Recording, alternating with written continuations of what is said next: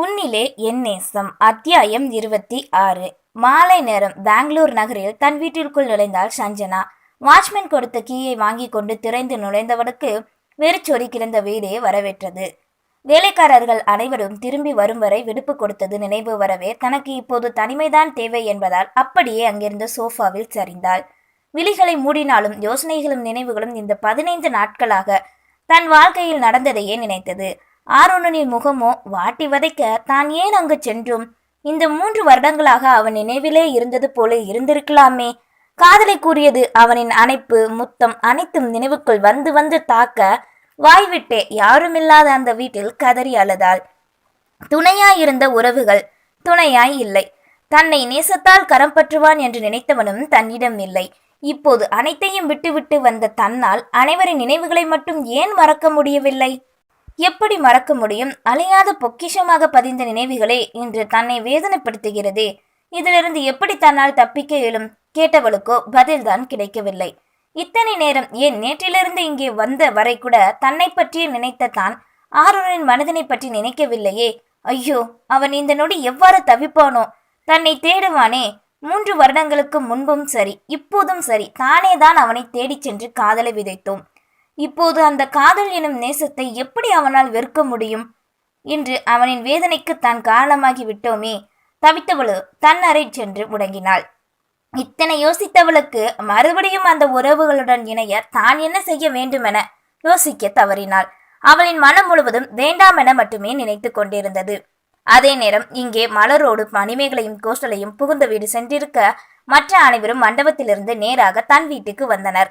சஞ்சனா மண்டபத்தில் திடீரென்று காணாமல் போனதை உணர்ந்தவர்களோ எங்கே என்று கேட்க அவளோ வீட்டுக்கு சென்று விட்டாள் என கூறி வைத்தார் செந்தாமரை.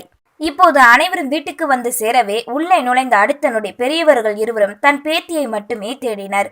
அறையில் இருப்பாள் என்றெண்ணி அவளை அழைக்க வெறுமை அறை மட்டுமே அவர்களின் விழிகளுக்கு தெரிந்தது. அம்மா, அப்பா, சஞ்சனா பெங்களூர் போயிட்டா. என்னம்மா சொல்ற?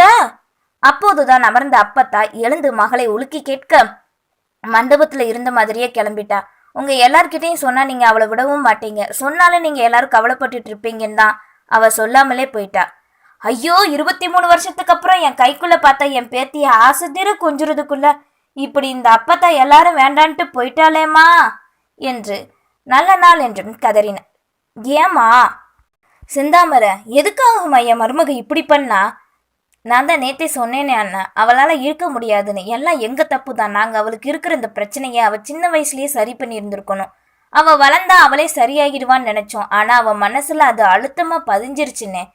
செந்தாமரை, இப்படியே விட்டா நம்ம பசங்க வாழ்க்கை என்ன ஆகுறது? நீ முதல்ல ஏமா அவளை இங்கிருந்து போக விட்ட? பயமா இருந்தது மச்சான். நேற்று நைட்ல இருந்து அவ காலையில வரைக்கும் கொஞ்ச நேரம் கூட தூங்கவே இல்லை. என்னை கூட பார்க்க விடல. அவ விசும்பல் சத்தம் மட்டும்தான் கேட்டுக்கிட்டே இருந்தது. எங்க அவ இப்படியே இருந்தா அவ உடம்புக்கு எதுவும் ஆயிருமோன்னு நினைச்சேன். அதான் காலையில அவளை நானே பெங்களூர் போறேன்னு சொன்னதும் சரின்னு சொல்லி ஏற்பாடெல்லாம் பண்ணிட்டேன் என்று ருத்ரமூர்த்தி உரைத்தார். அதே நேரம் அப்போதுதான் வீட்டுக்குள் நுழைந்தான் ஆருரன். முற்றத்தில் அனைவரும் நிற்பதை கண்டவனோ விலகி செல்ல, ஆருரா? செந்தாமரையோ தவிப்போடு அழைத்தார். அத்த, சஞ்சனா இங்க இல்லைன்னு எனக்கு தெரியும் என்றவனோ அதற்கு மேல் அங்கே நிற்காது மாடி ஏறினான். அவன் சென்ற திசையை கண்ட அனைவரும் அப்படியே என்ன பேசுவதென தெரியாது நிற்க, நீங்க ஏன் சஞ்சனாவை டாக்டர் கிட்ட கூட்டிட்டு போக கூடாது? இப்போ பண்ணலாமே. டெக்னாலஜி தான் ரொம்பவே வளர்ந்துட்டு வருதுல. ஜஸ்ட் 2 or 3 month மன அழுத்த மருத்துவர்கிட்ட கூட்டிட்டு போனா அவங்க கன்சல்டேஷன் பண்ணுவாங்க. ரொம்ப சிம்பிள், இதை சரி பண்ணிடலாமே. சஞ்சனாவின் பெற்றோரிடம் வந்து கூறினான் இலக்கியம். நீ சொல்றது எங்களுக்கு தெரியும்பா. இதை பத்தி நாங்க முன்னவே ஒரு ஹாஸ்பிட்டல்ல விசாரிச்சோம். நீ சொன்னதை தான் நான் அவங்களும் சொன்னாங்க. ஆனா அவங்க சஞ்சனா கூடவே இருக்கணும்னு சொல்றாங்க. எப்படி நாங்க என் பொண்ணு கிட்ட பைத்தியம் இருக்கிற ஹாஸ்பிட்டல்ல கொஞ்ச நாள் இருமான்னு சொல்ல முடியும்? சொல்லு நீயேவும். அவன் நாங்க பெத்த பொண்ணே செல்ல பொண்ணுப்பா. குரல் கலங்க உரைக்க பெற்றவர்களின் மதவேதனை எப்படி இருக்கும் என்பதை அனைவருமே அறிந்தனர். நீங்க சொல்றதும் சரிதான் அத்தை. இப்ப இந்த பிரச்சனை எல்லாம் என்னால தானே வந்தது. அதனால நானும் இதை சரி பண்றேன். அப்பதான் அப்புச்சி, உங்க பேத்தி இனிமே இந்த வீட்டுல ஆரோனோட பொண்டாட்டியா இந்த வீட்டோட மருமகளா சீக்கிரமே வருவா. இது நான் உங்களுக்கு பண்ற ப்ராமிஸ் என்க அவனின் அந்த சத்தியத்தில் அங்கிருந்தவர்களுக்கும் சிறிது நம்பிக்கை பிறந்தது. நீ சொன்ன மாதிரி நடந்தா எனக்கு ரொம்ப சந்தோஷம்ப்பா. இத்தனை நாள் என் மகளை விட்டு பிரிஞ்சு இருந்ததே எங்களால தாங்க முடியல. இதுல என் பேத்தியையும் விட்டு பிரியணும்னா எங்களால முடியாதுப்பா. நம்ம குடும்பம் எப்பவும் ஒத்துமையா இருக்கணும். அதுதான் எங்களுக்கு வேணும். கவலைப்படாதீங்க அப்பத்தா, நிச்சயமா நடக்கும். சரி, மலரும் மாப்பிள்ளை இன்னும் கொஞ்ச நேரத்துல மறு வீட்டுக்கு வருவாங்கல்ல, அதுக்கு ரெடி பண்ணுங்க எல்லாரும் என்றதும் அதன் பின்னே அந்த நினைப்பு மற்றவர்களுக்கும் வர தங்களின் வேலையை கவனிக்க சென்றனர். நேரம் செல்ல புகுந்த வீட்டு சம்பிரதாயம் முடிந்து மறு வீட்டுக்கு மணமக்கள் வர அவர்களுக்கு கொடுத்தனுப்ப வேண்டிய சீதன பொருட்கள், மறுவீட்டு பலங்காரங்கள் என்று அனைத்தும் தயாராக காத்திருந்தது. அன்னை கொண்டு வந்த ஆரத்தியை வாங்கிய மணிமேகலை அதனை தன் மாமாவுக்கும் அக்காவுக்கும் சந்தோஷமாக சுற்றினாள். அதன் பின் அவர்கள் இருவரையும் வீட்டிற்குள் அழைத்து வந்தனர். அங்கே ஆரூரன் இருக்க சஞ்சனா இல்லாமல் இருப்பதைக் கண்ட மலரோ, சஞ்சனா எங்க அத்த என்று அவளின் அன்னையிடம் கேட்டாள்.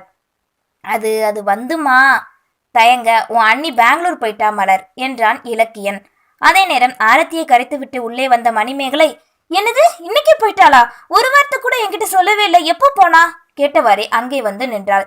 ஹே, இப்பதான் மாப்பிள்ள வந்திருக்காரு, முதல்ல அவரை கவனிங்க. சஞ்சனா இனிமே எப்பவும் இங்கதான் இருப்பா. இலக்கியன் உரைக்கவே குழப்பத்தோடு நின்றாள் மணிமேகலை. சிறிது நேரம் இருந்துவிட்டு இப்போது பனிமலரும் வசந்தும் கிளம்ப பிறந்த வீட்டாரை விட்டு பிரிய போகும் வருத்தத்தில் மலரோ கலங்கி கொண்டு இருந்தாள். அவளுக்கு அறிவுரைகள் வழங்கி ஆறுதல் படுத்தி சந்தோஷமாக அனைவரும் ஒன்று சேர்ந்து புகுந்த வீட்டுக்கு அனுப்பி வைத்தனர். இரவினை நெருங்க உணவினை முடித்துவிட்டு தன்னறைக்குள் நுழைந்த மணிமேகலையை தனிமை வரவேற்றது. அந்த அறையில் எப்போது எந்த நொடியும் மலர் அவளோடே இருப்பாள். இப்போது சில நாட்களாக சஞ்சனாவும் தங்களோடு சேர்ந்து கொள்ள கலகலப்பும் கிண்டலும் மட்டுமே அரங்கேறி கொண்டிருக்கும். ஒரு சில நேரங்களில் நித்திரையை கூட கெடுத்து அரட்டை அடித்துக் கொண்டிருந்த அறையில் தான் மட்டுமே இருந்தாள். நித்திரை வரமறுக்க விருப்பமில்லாமல் படுக்கையில் சரிந்தாள். மணிமேகலை இங்கு தனிமையில் இருப்பது போல் அங்கே சஞ்சனாவும் தனிமையில் இருந்தாள். ஆனால் என்ன, அந்த தனிமை அவளுக்கு இதற்கு முன் பழகிய ஒன்று என்பதால் எளிதாக எடுத்துக்கொண்டாலும் அவளுக்கும் நித்திரை வரமறுத்து தூக்கத்தை தொலைத்தாள். அதேபோல் தன்னவளை தினமும் தனிமையில் சந்திக்கும் மொட்டை மாடியில் நின்று கொண்டு அவளின் நினைவுகளோடு பயணித்தான் ஆரூரன். நிச்சயம் அவள் இங்குதான் இருப்பான் என்று தெரிந்தே அங்கு வந்தான் இலக்கியன். என்னாரு இங்க நின்னுகிட்டு, முன்னாடியெல்லாம் மொட்டை மாடிக்கே வரவே மாட்டையே, இப்ப என்ன புதுசா மொட்டை மாடி பக்கம் எட்டி பாக்குற கேட்டவாறு சுவரில் சாய்ந்து கரங்களை நெஞ்சின் குறுக்கே கட்டி கொண்டு நின்றான். அவன் புதிதாக தன்னை எதற்கு ஆரோ என்று அழைக்கிறான் என்பதை அறிந்தவனோ, ஒன்னில்லடா சும்மாதான் வந்தேன் என்றவாறு அவனை போல் திரும்பி நின்றான் ஆரூரன். நான் கூட நீ சஞ்சனாவோட நினப்புல தான் வந்து நிக்கிறேன்னு நினைச்சேன். இந்த டைம் தானே நீங்க அடிக்கடி மீட் பண்ணுவீங்க, இந்த பிளேஸ் தானே அதுன்னு கேள்விப்பட்டேனே நானு. எனக்கே இப்போ என்ன பண்ணணும்னு தெரியாம முழிச்சுக்கிட்டு இருக்கேன்டா, இதுல நீ வேறையா? உன் கூடவே உன்னை பார்த்துக்கிட்டே இருக்கணும்னு சொன்னவன் நேத்து இனி நான் உன்னை பார்க்கவே கூடாதுன்னு சொல்றா. நான் என்னடா பண்ணணும்? பிடிக்கலனாலும் அவளால எப்படி சொல்ல முடிஞ்சது? என்ன ஒரு நொடியில சுக்குநூறா என்னை உடைச்சிட்டு போயிட்டாடா. கேட்ட உனக்கே இப்படின்னா சொன்ன அவளுக்கு எப்படி இருக்கும் சொல்லு. அது என்னவோ போ. உங்க வாழ்க்கையில மட்டும் விதி நல்லாவே விளையாடுதுடா. ஆமா, அவளுக்கு இப்படி ஒரு பிரச்சனை இருக்குன்னு லவ் பண்ண உனக்கு தெரியாதாடா? அப்ப நீ என்னத்தை தான் சஞ்சனாவை பத்தி இத்தனை நாளா தெரிஞ்சுக்கிட்ட? அவளுக்கு வேற ஒரு பிரச்சனை கூறும் போதே தான் அதனை பற்றி தான் நினைத்தான். ஐயோ, தப்பு பண்ணிட்டேன்டா. அவ போகும்போதே நிறுத்தி இருக்கணும். அவ தனியா இருந்த ஆபத்தாச்சே. இப்ப எப்படி இருக்கா, என்ன பண்றான்னு வேற தெரியலையே. புலம்பியவனோ தன் கைபேசி எடுத்து அவளுக்கு அழைத்து பார்த்து தோல்வியை தழுவினான். டேய், அவதான் எடுக்க மாட்டாள, அப்பவும் ஏன் பண்ற? இதை விடு. அவளுக்கு அப்படி என்னதான் பிரச்சனை? அவளை யாரோ கொலை பண்ண ட்ரை பண்றாங்கடா. இது எனக்கு மட்டும்தான் தெரியும், அத்தை மாமாவுக்கு கூட தெரியாது என்றவனோ சஞ்சனாவுக்கு இந்த 15 நாட்களில் நடந்த அனைத்தையும் கூறினான். ஆரூரன் கூறியதை கேட்ட இலக்கியனோ வாய்விட்டே சிரிக்க ஆரம்பிக்க அதனை கேட்ட கடுங்கோபத்தோடு நின்றான். சரி சரி, கோபப்படாத பிரதரே கூறியவாறு அவனின் தோளில் கைப்பட்டவனோ, நீ சொல்றது எல்லாமே சினிமாட்டிக்கா இருக்கு. எத்தனை மூவிஸ்ல இப்படி நடந்திருக்கு தெரியுமா? சிரிப்பினை அடக்கி கொண்டே கேட்டான். டேய், இது என்ன எனக்கு தெரியாதுன்னு நினைச்சியா? ஆனா இது நிஜ வாழ்க்கையிலேயே நடக்குதுடா. இப்ப நீ நம்பலைன்னா அதே மாதிரி தான் நானும் சஞ்சனாவுக்கு ஆறுதல் சொல்லிட்டு நம்பல. அதுக்கப்புறம் எதுக்கும் நம்ம தோண்டி துருவி பார்க்கலாம் நினைக்கும் போதுதான் அது உண்மைன்னு தெரிஞ்சுக்கிட்டேன்டா. உண்மையா? செம்ம இன்ட்ரெஸ்டிங்கா இருக்கே உன் கதை, சொல்லு. எப்படி சொல்ற நீ? சஞ்சனாவை ஃபாலோ பண்றவனை தேட முயற்சி பண்ணேனா, அப்ப கும்பாபிஷேகம் நடந்தப்ப வீடியோ ஷூட் பண்ணாங்களே, அதுல நான் செக் பண்ணி பார்க்கும்போது சஞ்சனா எங்கெல்லாம் போனாலும் வந்தாலும் அங்கெல்லாம் அவன் இருக்கான்டா. அவனோட போட்டோஸை போலீஸ் கிட்ட கொடுத்து அன்னைக்கு விசாரிக்க சொன்னேன். நேற்று மார்னிங் போலீஸ் கால் பண்ணி அவன் பெங்களூர்ல இருக்கிறவன்னு சொன்னாங்க. ஆனா அவனோட நோக்கம் எதுக்கு சஞ்சனா மேலன்னு தான் தெரியல. சீக்கிரம் அவனை கண்டுபிடிக்க சொல்லியிருக்கேன்டா போலீஸ் கிட்ட. அவன் கூறியதை கேட்டு மூச்சினை விட்டு பொறுமை இழந்த இலக்கியனோ, டேய், உலகத்தை சுத்தி வந்தா தான் பழம் தருவேன்னு பிள்ளையாரு பேரண்ட்ஸ் கிட்ட சொன்னாங்கன்னு கேள்விப்பட்டோம்ல, அந்த கதையாலடா இருக்கு இது. எங்க என்னடா லூசு மாதிரி உளர்ற? நான் இல்லடா நீதான். தெளிவா தெரியுது உனக்கு சஞ்சனாவத்தான் குறி வைக்கிறாங்கன்னு. அப்புறம் எதுக்கு அவனை தேடி நீ டைம் வேஸ்ட் பண்ற? வடைய போட்டு காத்துக்கிட்டு இருக்கிறது எல்லாம் அந்த காலம்டா. புரியல, நீ என்ன சொல்ற? கம்ப்யூட்டர்ல புகுந்து விளையாட தெரிஞ்ச உனக்கு வாழ்க்கையில இருக்கிற ப்ரோக்ராம் சால்வ் பண்ண தெரியலையே. அவனை தேடி உன் காதல தொலைச்சிடாத. இருக்கிறதுலே கஷ்டமான உறவுனா அது காதல் தான்டா. அது ஒரு போராட்டம் வேற. இங்க பாரு, ஓ சஞ்சனா உனக்கு வேணும்னா நீ நாளைக்கே பெங்களூர் கிளம்புற. இங்க இருந்து அவளை பத்தி யோசிக்கிறத விட அவ கூடயே இருந்து அவளோட பிரச்சனையை தீர்த்து வை. உனக்கு ஒரு வார டைம். அது வரைக்கும் அத்தையும் மாமாவும் இங்கே இருக்கட்டும். நீயும் சஞ்சனாவும் பெங்களூர்ல இருங்க. அவளை பத்தி தெரிஞ்சது தெரியாததுன்னு அதே மாதிரி உன்னை பத்தி அவளுக்கு இப்படி எல்லாத்தையும் ஷேர் பண்ணுங்க. மனசு விட்டு பேசுங்க ரெண்டு பேரும். எனக்கு தெரியும் இந்த 15 நாள் உன்னால சஞ்சனா கூட இங்க ஃப்ரீயா டைம் ஸ்பெண்ட் பண்ணியிருந்திருக்க முடியாது. ஆனா அதெல்லாம் இத உனக்கு கிடைச்ச வாய்ப்பா எடுத்துக்கோ. போ அங்க கிளம்பு. அப்போ அவளை கொலை பண்ண ட்ரை பண்ணவன், டேய் இந்த ஸ்டோரியில நீ தாண்டா ஹீரோ, விட்ட என்னையே ஹீரோ வைக்கிறவ போலயே. எனக்கு எந்த பிரச்சனையும் இல்லப்பா. விளையாடாத இலக்கியா. ஐயோ, வில்லன் ஹீரோயினும் ஒரே இடத்துல இருக்கும்போது ஹீரோ இங்கக்கு என்ன வேலை சொல்லு? வில்ல அங்கதானே இருக்கா, ஹீரோயினும் அப்ப அங்கதானே இருக்கா. இப்போ புரிஞ்சுதா இல்லையா மரமண்ட? நல்லாவே புரிஞ்சதுடா. ரொம்ப தேங்க்ஸ்டா பிரதரு. It's okay. இதுக்கு நான் அதிபுத்தியசாலியா இருக்கணும். சரி வா போய் தூங்கலாம். சந்தோஷமாக உரைத்த இலக்கியன் ஆரூரனை அழைத்து கொண்டு சென்றான். மறுநாள் விடியல் அதிகாலை வேளையிலே வழக்கம் போல் மாட்டுத் தொழுவத்தில் கவலையோடு காத்திருந்தாள் மணிமேகலை. அன்று ஏதோ ஆதவன் விழித்திருக்க தாமதமாக எப்போது வரும் நேரமே ஆனந்த் வர இருளே சூழ்ந்திருந்தது. எப்போதும் தன் வருகைக்காக சந்தோஷமாக எதிர்பார்த்து காத்திருக்கும் தன்னவளுக்கு இன்று என்ன ஆகிற்று யோசித்தவாறே அவளின் அருகில் வர விசும்பலோடு அவனின் நெஞ்சில் வந்து சாய்ந்தாள். ஹேய் என்னடி, காலங்கத்தால யாராவது பாத்திர போறாங்க. யார் வந்தாலும் கவலை இல்லை, எனக்கு நைட்டு தூக்கமே இல்லை மாமா கூறியவளோ அவனின் நெஞ்சில் அழுத்தி பதிய, நான் இன்னும் குளிக்கலடி. சரி ஏன் தூங்கல? உன்னை பார்த்தாலே நல்லாவே தெரியுது, என்ன பிரச்சனை? விலகி கேட்டவனின் மனமோ சஞ்சனா அவள் மறுபடியும் பிரச்சனை வந்திருக்குமோ என்றே எண்ணியது. மலரு புகுந்த வீட்டுக்கு போயிட்டா.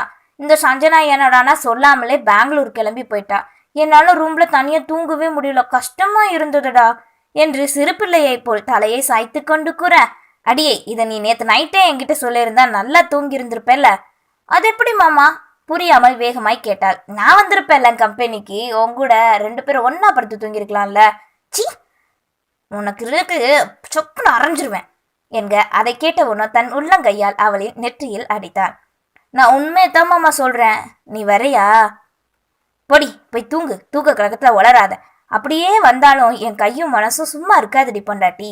சீண்டலாய் உரைக்க அதன் அர்த்தம் என்னவென்று உணர்ந்தவளோ புன்னகைத்தவாறு, நீ அந்த அளவுக்கெல்லாம் ஒத்துள்ள மாமா என்றதும் பாலினை கறக்க ஆரம்பித்தவனோ அவளை கண்டு முறைத்தான். தன் தாவணி முந்தனையை கசக்கியவாறு, நான் என்ன சொல்ல வந்தேன்னா உன் மேல எனக்கு முழு நம்பிக்கை இருக்குன்னு சொன்னேன். தேவையில்லாம இப்படி முறைச்சேன்னு வையன் அப்புச்சுக்கிட்டு சொல்லிடுவேன். ஊதட்டை சுழித்து கொண்டு கூறினாள். அதனை கேட்டு புன்னகைத்தவனோ அவளை தன்னருகில் இழுத்து, அப்போ இதையும் சேர்த்து உங்க அப்புச்சுக்கிட்ட சொல்லு கூறியவாறு இடையை இறுகப்பற்றி தன்னவளின் அதரங்களின் இரவின் தனிமையில் அவள் பட்ட கஷ்டத்திற்கு ஆறுதல் அளித்தான். என்னதான் அவனிடம் குறும்பாகவும் சீண்டலாகவும் பேசினாலும் இந்த இதழ் முத்தம் தனக்கு முக்கிய தேவை என்பதை உணர்ந்து அதனை ஏற்றுக்கொண்டாள் மணிமேகலை. தினமும் காலையில் ஜாக்கிங் செல்லும் பழக்கம் இருக்கும் இலக்கியன் அன்று எழுந்து வெளியே வர அவனின் விழிகளில் மாட்டுத்தொழுவத்தில் நெருக்கமாயிருந்த இருவரும் விழுந்தனர். இவுக காதல் வேற இந்த வீட்டுல அரங்கேறுதா நினைத்தவனோ மறுபடியும் வீட்டிற்குள்ளே நுழைந்து கொண்டான். நன்றி.